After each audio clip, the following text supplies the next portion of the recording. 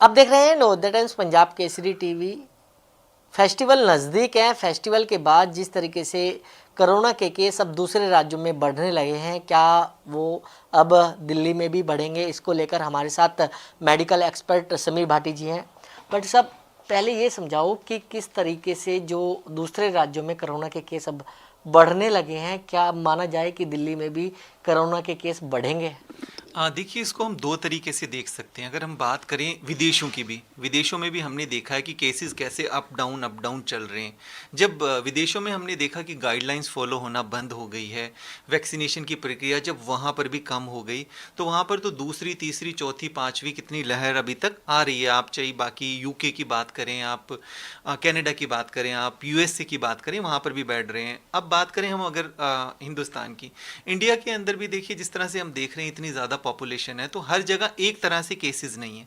कभी आप देखेंगे अभी कुछ समय जैसे केरला के अंदर केसेस ज़्यादा बढ़ रहे थे, नॉर्थ ईस्ट में केसेस ज़्यादा बढ़ रहे थे, महाराष्ट्र के अंदर केसेस ज़्यादा बढ़ रहे थे, अलग अलग। तो इसके हम कारण मान सकते हैं दो। देखिए, जब केरला के अंदर सीरो पॉजिटिविटी, जो सीरो सर्वे हुआ था, उसमें पाया गया था कि केरला की सिर्फ 40% जनता ही इन्फेक्ट हुई है, जबकि अगर हम मध्य प्रदेश और राजस्थान की बात करें तो वहाँ 70% से ज़्यादा लोग ऑलरेडी इन्फेक्टेड हो चुके थे, तो इसलिए वहाँ पर केसेस बढ़ रहे थे। तो काफ़ी सारे ऐसे कारण होते हैं। हाँ, पर ये जान लेना इसमें बहुत ज़्यादा ज़रूरी है, जब तक हम एक बात करते हैं कि एक हर्ड इम्यूनिटी, जब तक पूरा देश पूरी तरह से वैक्सीनेटेड नहीं हो जाएगा, तब तक जो अनवैक्सीनेटेड लोग हैं या जिनको नेचुरल इन्फेक्शन नहीं हुआ है, तो एक वो खतरा हमेशा बना रहता है कि क्योंकि वायरस अभी गया नहीं है, वायरस तो अभी भी हमारे वातावरण में सर्कुलेट हो रहा है। लेकिन जिस तरीके से आपने विदेशों की बात करी, विदेशों में भी अब लॉकडाउन लगना शुरू हुआ है। थर्ड वेव माना जा रहा है कि थर्ड वेव की आशंका वहाँ पर आ गई है। लेकिन क्या भारत में भी थर्ड वेव की आशंका है? कुछ आने की उम्मीदें हैं कि थर्ड वेव आएगी? देखिए, विदेशों के अंदर तो इनफैक्ट थर्ड क्या फिफ्थ वेव तक आ चुकी है काफ़ी देशों के अंदर, क्योंकि वहाँ केसेस बढ़ते हैं फिर कम हो जाते हैं, तो काफ़ी जो है। दूसरा अगर हम बात करें, देखिए दिल्ली की, तो दिल्ली के अंदर तो ऑलरेडी पहले से ही 3 वेव्स आ चुकी थी। दिल्ली के अंदर अगर हम पिछले साल की बात करें तो पिछले साल जुलाई के अंदर थे, फिर सितंबर के अंदर थे, उसके बाद फिर दोबारा दिसंबर में। तो इस तरह से काफ़ी फेजेस में आए। दिल्ली के अंदर हमने देखा था कि फेस्टिवल के बाद केसेस बढ़ गए थे। तो अब आप जो पूछ रहे हैं जैसे विदेशों का, और अगर हम इंडिया की बात करें स्पेसिफिकली, तो इंडिया में बात करें या किसी भी और अन्य देश की बात करें, जब भी कोई लार्ज गैदरिंग के कुछ प्रोग्राम्स होते हैं, भीड़ भाड़ के कुछ ऐसे इवेंट होते हैं, तो एक सर्ज आती है। अब आप उसको वेव कहें या नहीं, क्योंकि एकदम से इस तरह के कुछ प्रोग्राम होंगे, कोविड अप्रोप्रिएट बिहेवियर फॉलो नहीं होंगे, भीड़ भाड़ के कुछ ऐसे इवेंट होंगे, मार्केट्स में आपका जो है भीड़ बढ़ेगी, मास्क वगैरह लोग नहीं लगाएंगे, तो एकदम से एक बार केसेस बढ़ते ही बढ़ते हैं। हाँ, अगर हम पिछले साल की तुलना में अभी की बात करें, कि पिछले साल की हम बात करते हैं, तब दिवाली और अन्य फेस्टिवल थे, तब बहुत ज़्यादा लोग वैक्सीनेटेड नहीं थे। इस बार लोग काफ़ी ज़्यादा वैक्सीनेटेड भी हो गए हैं और नेचुरल इम्यूनिटी भी बन गई है। पर अब यहाँ पर एक जो बात है चैलेंजेस, कि हमारी बहुत ज़्यादा पॉपुलेशन की, अगर हम बच्चों की भी बात करें, बच्चे भी अभी तक हमारी अनवैक्सीनेटेड कैटेगरी में आते हैं। और उसके अलावा एक कैटेगरी हमारी ऐसी है जिनको वैक्सीन तो लगी है, पर वो कोमॉर्बिड कैटेगरी में आते हैं, कि उनको कोई ना कोई प्रॉब्लम रहती है। जैसे हम दिल्ली की बात कर लें, देखिए दिल्ली के अंदर जो है बहुत सारी पॉपुलेशन ऐसी है जो कोमॉर्बिड भी है और जिनको और अन्य लंग संबंधित बीमारियां भी है। तो इस वाली कैटेगरी को हमें डेफिनेटली प्रोटेक्ट करके रखना पड़ेगा, जब तक जो दिसंबर तक का टारगेट है 180 करोड़ पॉपुलेशन हमारी वैक्सीनेटेड ना हो जाए, तब तक हम लोगों को पूरी तरह से सावधानियां बरतने की ज़रूरत है। क्या माना जाए कि जिस तरीके से वैक्सीन बहुत सारे लोगों को लग चुकी है, वैक्सीन लगवा भी रहे हैं, क्या माना जाए ये कारगर जो है वो साबित हो रही है? हाँ, देखिए बिल्कुल, जिस तरह से हमने देखा है कि वैक्सीन लगने के बाद इन्फेक्शन देखे जा रहे हैं, ऐसा नहीं है कि इन्फेक्शन होने के चांसेस रहते हैं, पर हमने वैक्सीन के बाद कोई सीवियरिटी ऑफ डिजीज़ नहीं देखी। जैसे केरला के अंदर भी हमने देखा है कि ब्रेक थ्रू इन्फेक्शन हो रहे थे। ब्रेक थ्रू इन्फेक्शन का मतलब क्या, आपको वैक्सीन लग गई है और उसके बाद भी आपको कोरोना का संक्रमण हो रहा है, पर वो संक्रमण हो रहा है, पर उससे कोई ये नहीं हो रहा है कि पेशेंट कोई गंभीर हो रहा है या पेशेंट हॉस्पिटलाइज्ड हो रहा है। तो काफ़ी हद तक हमारी जो दोनों वैक्सीन लग रही है उस तरह से कारगर है, आपको हॉस्पिटलाइजेशन होने से बचाती है, बीमारी की गंभीरता को ये ज़रूर रोकती है। अच्छा सर, अगर दिल्ली की बात करें तो दिल्ली में अब जिस तरीके से कल गाइडलाइन आई, अनलॉक होना शुरू हो गया है।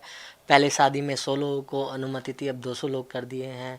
तो क्या लगता है कि ये जो आदेश है सरकार का, क्या ये अभी जल्दबाजी है या फिर ठीक है? क्योंकि लगातार कोविड के केस जिस तरीके से दूसरे राज्यों में लगातार बढ़ रहे हैं। देखिए, हमें दोनों चीज़ों का ध्यान रखना ज़रूरी है कि जिस तरह से कोविड अभी चल रहा है, पेंडेमिक चल रहा है, तो उसमें हमें सावधानियां बरतने की ज़रूरत है निश्चित तौर पे, पर साथ के साथ हमें अपनी इकॉनमी को भी ठीक रखना है।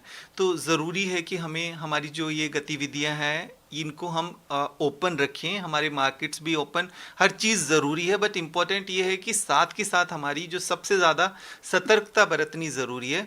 ख़ास तौर पे जब ये विंटर का सीज़न आ जाता है और स्पेसिफिकली जब फेस्टिव सीज़न आ जाता है, और उसके साथ भी हम देखते हैं कि इस समय वेडिंग का भी सीज़न रहता है। तो जब तीनों चारों चीज़ें इकट्ठी हो जाती है तो कहीं ना कहीं जो है वायरस को बढ़ने का मौका मिल जाता है, क्योंकि वायरस ऐसी जगह ऐसी चीज़ ढूंढता है जहाँ पर उसको, जो लोग अनवैक्सीनेटेड है, वो एक ऐसा होस्ट ढूंढता है। अच्छा, आपने मौसम की बात करी, मौसम की बात करें तो सर्दियों की शुरुआत हो चुकी है। क्या माना जाए कि सर्दियों में जो केस हैं वो लगातार अपने आप बढ़ जाते हैं? हाँ, देखिए, इसमें देखा गया है, जो पिछले साल का हमारा एक्सपीरियंस है, ऐसा मौसम चेंज होने की वजह से केसेस बढ़ते नहीं। सर्दियों में ये देखा गया है कि सर्दियों में और भी जो रेस्पिरेटरी वायरस है, सांस संबंधित बीमारियां, वो बढ़ जाती है।